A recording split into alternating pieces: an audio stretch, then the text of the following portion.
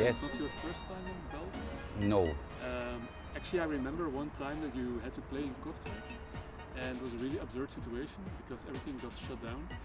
Yes, that was very. I remember the police. Before you could even play. Yes, yeah. yes, yeah. Were you there? I was there, yeah. Wow. Okay. Yeah, that? I remember that correctly. I could never forget that day. Yeah.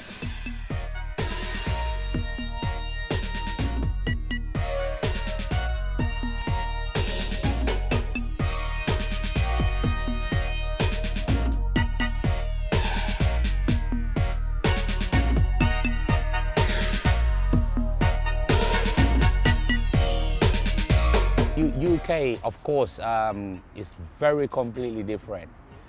The audience are very more tougher.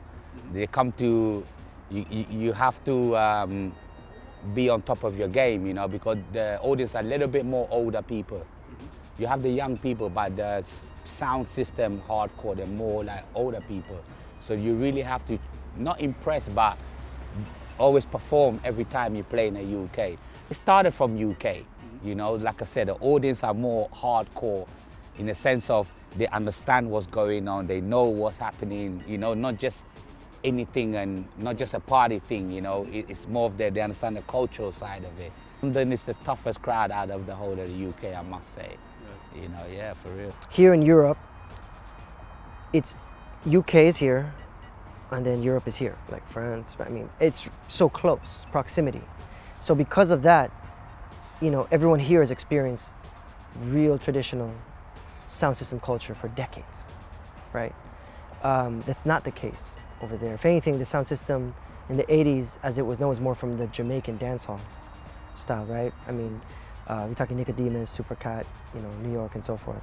But, so yeah, there is a marked difference. The US, we have our own sound, we have our own feel, and I think what we're doing collectively is finding our own voice and how we're going to present ourselves to the world. And here there's firm roots. Even if we're here in Belgium, I know they love roots here. Their roots history is deep, and then sound system culture is deeply rooted for decades. So it's not the case in America, but we do have inspiration from obviously the UK Foundation Sounds, Jamaica. So we do have those foundations, but it's going to express differently.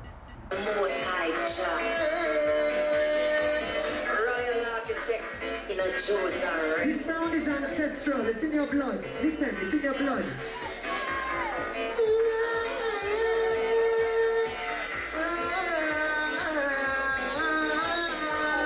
Ancestral in your blood.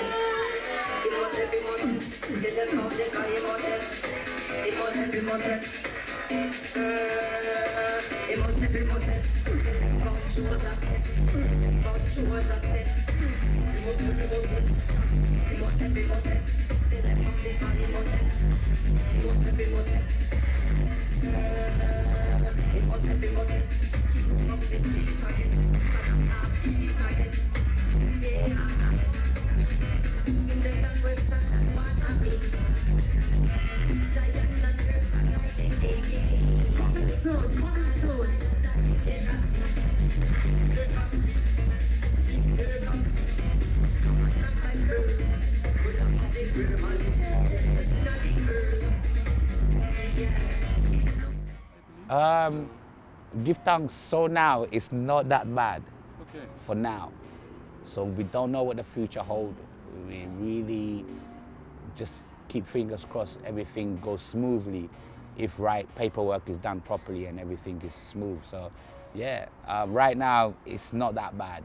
Well, for sure, yeah, of course. But not all the time you get to, because like you said, the traveling around with the sound, especially somebody out of the country, it's a little bit difficult. But of course you prefer to play on your own sound, of course. But yeah, sometimes you have some good sound system, sometimes even better than yours, and you know. So yeah, can't complain, no. I got into Rastafari when maybe a year after I left school, 1 year after I left school, so I was about just turning 17. But it took a long time. It's not just something I just got into. It's a very long process. So maybe till I'm about 25, I got to start having the understanding of what the movement is all about, you know. So it took a little time, you know, because it's not just, it wasn't a music thing. In fact, I was not even into music like that. It wasn't, no, I was not really. It was more of the movement itself, just Rasta, you know. So as a youth, when you get first into something, you become very devoted and very, you know, obedient in what you decide to be into, you know. So from that age to that age, it was more of learning the spiritual aspect of it, bit by bit, little by little. Music it came after, but very spontaneously, you know, like it's a little bit mystic, but it came slightly after, but boom, spontaneously. That's the only way I can put it. And how are they connected for you? How they connected for me? Generally, Rasta deal with word, sound, and power, you know, so the sound in our movement, you know. So as a Rasta man or a Rasta woman, you cannot come away from sound in Rasta. It's part of it, you know. So generally, you have reggae music. 85% of the time is Rasta man singing the music, or it's about Rasta, or more close to it, you know, or a little bit about righteous things, and this is Rasta same way, you know. So it wasn't alienated, you know. So it's something, like I said, we have word, sound, and power. So there's sound in it. So it's something that is naturally there, yeah. You know, you can't come away from it. Rastafari has roots in America from much longer than Europe. That's because, you know, even Marcus Garvey, we're talking like the roots of Rastafari, he went to New York, Harlem, right? Leonard Howell, all these people went to the States, and there's been a kind of, Jamaica's there, right? And the US is right here. So from Miami, LA, even Canada, Toronto, New York, there's sizable Rastafari communities with generations, right? Here, the Rastafari presence is in UK, and that's like the kind of the base. So it's spread out, but again, I feel like that's where, you know, it's similar. So in some ways, we have grown and lived in Rastafari for many, many years, right? In LA growing up, we were talking about it, there's elders, there were houses, there were groups, there were community initiatives of Rastafari people as I grew up. And that's how, before the music, we loved the community, we loved the people, right? So we wanted to kind of lend our strength, and before you know it, we become a part of it, right? It's mystic, man, because I used to work with his vocals for about 3-4 years, but I've never ever met him, I've never spoken to him.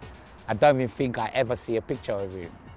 It's just because some artists work with other producers and other producers work with other producers and so on and so forth. So it wasn't something that we planned, it was just I used to get work from different producers, and especially from the States, America, and 99.9% of the time it's got his vocal in the package as well, you know. So it just happened his work was standing out of most of the music I was doing with other artists, you know.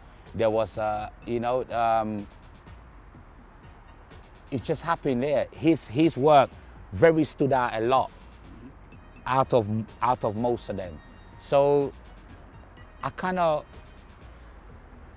naturally, every time I get a work with his voice in, it's like connection. I know what to do because he was coming from my point of view. I like the young, you know, lyrics is more modern, you know, not, you know, talking about things happening now, keeping up with time. You understand what I'm saying? So for me, when I got into the music, it's something I always wanted to work with. I met him, Russ Joseph, in passing when I went to Dub Camp 2015 to perform with Ras Kush, Black Redemption.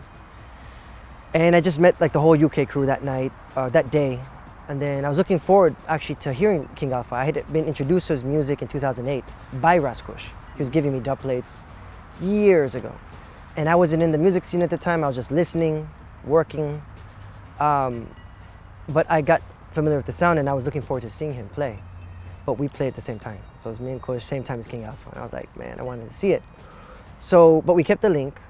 And then I was able to see him in London. And then from that point, he shared some rhythms with me, kind of held a meditation, a reasoning. And I knew from that point on that we were going to be doing some great things. We both knew. We're like, he's like, I'm going to send you some things. I say, yeah, okay, cool. And everything was so natural, like very little effort involved. Like all this music we have released, and now, I don't know, a dozen more that's just sitting there, ready to be released, but we kind of have to kind of, you know, hold off a little. But and that's not even, we're not done yet. Because what we do, you know, like Bob Marley says, so much things to say right now. I feel that. And King Alpha is the most prolific, one of the most prolific producers I know.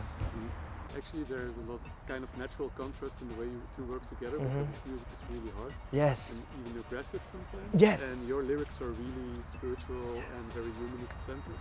Yes. So how does it work together, or is it the one that actually fortifies the other in a way? I'm glad you said it. I haven't really heard it stated like that, but that's exactly what it is. Sometimes it's so raw, it's so gritty, and I instinctively seek to contrast that. Sometimes I'll go hard, but oftentimes what I've been doing more so is finding that sweetness to balance the thing, right? To kind of show that who we are, right? Like raw and sweet, bitter, right? And sweet. Right. So that's, you know, that's something that we've been kind of, it wasn't planned. That's just what it is, right? Each producer I work with, we have a different sound, right? And I love the producers I work with, from Bry Zion to Crucial Rob to, you know, BelDUB, you know, I mean, Goa Chant with live band. But everyone recognizes, you know, there's something special with King Alpha, you know? That side of the world, from Jamaica to America, you know, to blend it into the UK hardcore, because some people think it would not work. You understand what I'm saying? Because UK dub is very, it's like maybe about 20 years ago, you would not expect Turbulence to be on a UK dub. You understand what I mean? Because not many producers back then was kind of working that way. Yeah, there's a few. You have Disciples, you know, Conscious Sound. It's a little few still, you know, but it was not the main. Not a common thing to do. Yes, but I wanted to make it common because they had the lyrical content. The lyrical was very up to date, you know, especially the young ones, you know. So I ended up working with Raskush a lot, and it was my dream. I was keep telling him, yo, can we try and get Chezidek? Let's get this one, let's get that one. Because I think, you know, this can gel and this can work. Because Jamaica was kind of doing steppers, maybe about nearly 20, 30 years ago. You know, it was very strong. It was like more like UK kind of, you know. But the music, in Jamaica music changes so rapid, and most producers go with the newest things, you know. Like example, like King Jammy, the roots thing, then 80s come, the digital thing, it completely, from mixing Junior Reid and, you know, to Ninja Man, you know, it's very category, you know. So UK was the only one that was producing this kind of thing, but the only thing that, for me, I felt I was missing was the yard artist on this style of beat, you know. That was the only thing, so that was my thing. So I was telling the brethren, yeah, bring more, try and voice, give them this rhythm. If they say it's weird, don't worry about it. Just let them sing on it and bring it and bring it and bring it. Because it was a new thing, you know. So, but now you can see it worked very well. Yeah, perfect. As you were saying before, you're two different characters. Like Fikir's lyrics are really very spiritual, very humanist centered, and while your music is very fierce. Some people even describe it as aggressive. Aggressive, okay. And how do these two temperatures blend? Like, does the one fortify the other, or does it also? Sometimes people don't really understand, because some of the rhythms is built from the lyrics, from the voice. So you might think, okay, the vocals sound very calm and spiritual, but not knowing the actual rhythm was built over the vocal. So really and truly, it's telling you the vocal is very deep and intense. So you're hearing the rhythm of what the vocal is supposed to be, not the other way around. You understand what I'm trying to say? So enough people thinking like, oh, I just build blah, blah, blah, blah, blah, blah, and he come and, no. It's the intensity of his vocal gives the idea to build a rhythm or how it is. 85% of the time, this is how we work. Sometimes I go, hey, I have a rhythm because I know what kind of thing he's gonna sing. So I might have a rhythm, I go, hey, voice this rhythm because I know, you know, it will gel. But 85% of the time is from the vocal. Right. So if the vocal is very mystic, you're hearing the powerness of the mystic, which is the sound. Right. You know, so yeah.